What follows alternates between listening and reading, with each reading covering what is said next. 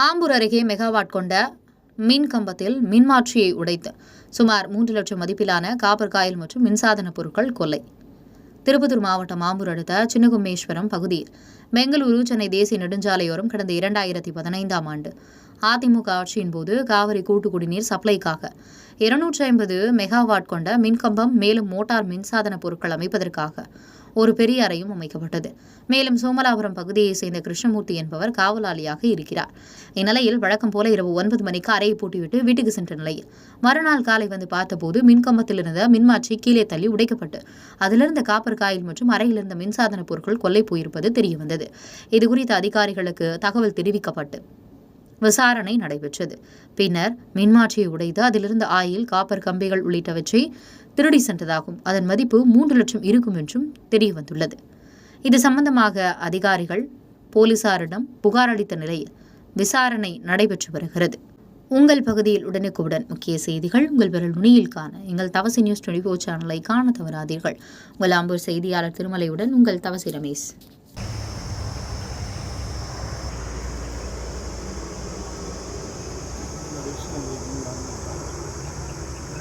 சர்வீஸ்லேயே இதுதான் ஃபஸ்ட்டு 36-37 வருஷம் போச்சு. கை வைக்காத கை வைக்க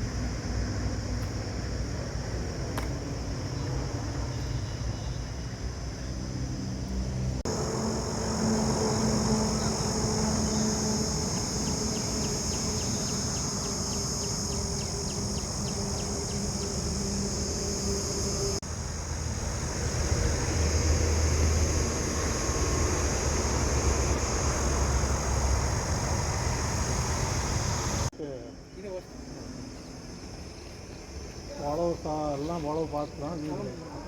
சால்ட்டாக வந்து கேங்காக வந்து